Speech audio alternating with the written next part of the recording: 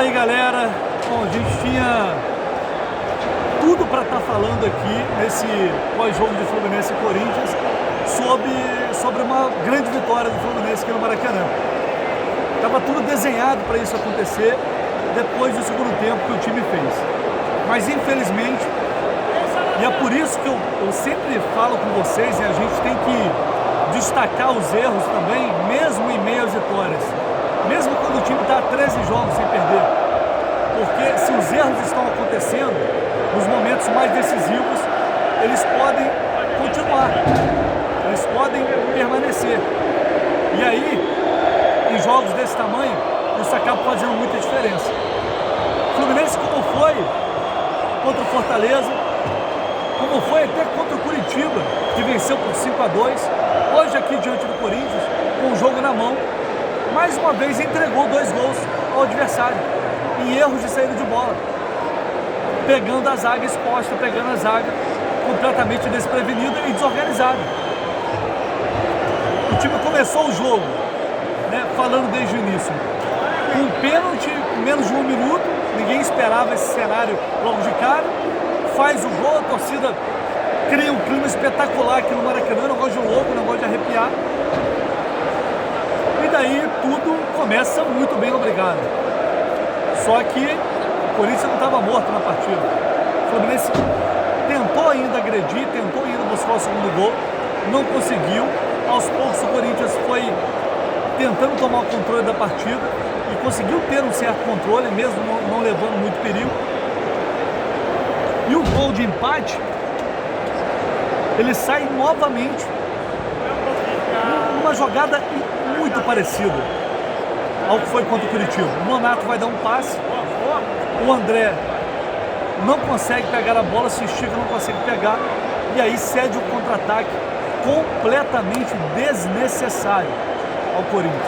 O Yuri Alberto vem de frente, vai lembrar, gente, o Corinthians não joga muito bem, não queria nada no segundo tempo, mas tem jogadores qualificados. Renato Augusto joga demais, o cara é muito inteligente. O Yuri Alberto está longe do seu melhor, mas é também um cara, é um jogador muito bom, assim como o Roger Guedes. Então, se você dá chance a esse tipo de adversário, para esse tipo de jogador, você vai se complicar. Então o Fluminense deu a oportunidade, o Yuri Alberto vem de frente. E aí ele chega de frente com o Nino e o Manuel recuando, o Nino não dá o bote, o Manuel não acompanha a passagem do Renato Augusto e o Fluminense leva um gol. Um gol que não merecia levar, o Corinthians não tinha um certo controle do meio de campo, do jogo, estava melhor na minha partida, na minha opinião, mas não estava massacrando, não estava encurralando o Fluminense, longe disso. E depois, no final do primeiro tempo, ainda teve uma cabeçada do Cano, o Cássio fez uma defesaça, e ali poderia também ter saído também o segundo gol do Fluminense. Então, assim, são algumas situações que a gente vem observando e não é de hoje. Isso vem acontecendo. No segundo tempo, o clima muda novamente. O segundo tempo começa exatamente como o primeiro, com um gol logo de cara e que golaço. Antes de falar mais desse gol, de fato, o Nonato e o André não estiveram hoje numa boa noite, o Nonato principalmente, errando muitos passes, tecnicamente não estava bem, estava mal, isso é um fato. Caio Paulista também mal, a torcida mais uma vez vaiou, é o que eu falo, eu acho que vai durante o jogo é complicado, eu acho que pressiona ainda mais o jogador, dificulta ainda mais, mas enfim, foi bastante vaiado, eu acho que foram, ele e o Nonato principalmente, o Manuel esteve muito mal hoje também, melhorou no segundo tempo, mas no primeiro tempo esteve muito mal, muito mal. Aquela bola do Renato Augusto, ele deu muito mole, era para ter acompanhado, e talvez ele pudesse ter evitado o gol. Então, para mim, foram os 3 jogadores, principalmente, que foram tiveram uma atuação bastante ruim na primeira etapa. No segundo tempo, sai esse golaço do Ares no cruzamento do Cris Silva, justamente o Cris Silva, que entrou bem no lugar do Caio Paulista. Conseguiu desarmes, tentou ir na linha de fundo, fazer o cruzamento que origina o gol sai dele, o cruzamento é errado, mas tudo bem, saiu dele. E o Ares, esse golaço, como joga bola esse colombiano, pegando de primeiro no ângulo direito do Cássio, que ficou só olhando, só admirando. E depois do gol, o Fluminense começou a massacrar. O Fluminense começou a ir para cima, a buscar, a intensificar, a pressionar, querendo o terceiro gol. E o cenário estava todo desenhado para isso acontecer. O Corinthians estava nas cordas. O Corinthians voltou para o segundo tempo não querendo nada com o jogo, gente. O Corinthians não estava fazendo nada. Não teve um escanteio no segundo tempo. Fez 5 no primeiro, não estava querendo mais nada. Então, assim, o Fluminense estava impondo o seu volume e merecia, de fato, ter feito o terceiro gol. Merecia. Esse terceiro gol deveria ter saído. Mas acabou não saindo. Destaque pro Nino, que salvou mais uma bola no segundo tempo. Já tinha salvado uma bola espetacular no primeiro tempo. Tecnicamente hoje carregou o time nas costas na defesa. E eu fico assim impressionado como tem gente que quer reduzir o Nino a um jogador ruim, a um jogador medroso. Eu não consigo entender isso. Um cara que já cansou de demonstrar com grandes atuações a importância que ele tem para o Fluminense. Claro, tem partidos ruins, obviamente todo mundo tem. Né? E hoje não, hoje mais uma vez, com o Tite olhando aqui, o Nino foi bem. Salvou pelo menos 2 lances ali. Aquela bola no primeiro tempo, que ele não dá o bote no Yuri Alberto, marca o espaço, dá o carrinho e tira. E depois uma travada no chute do Adson, se não me engano, no segundo tempo, foram fundamentais. Então assim, o Fluminense ele teve o seu momento. Ele teve o seu momento ali no início do segundo tempo, avassalador, alucinante, jogando o seu jogo. O jogo tem capacidade para jogar, dominando o adversário, pressionando, poderia ali ter matado o confronto. Voltou para o segundo tempo para matar o confronto.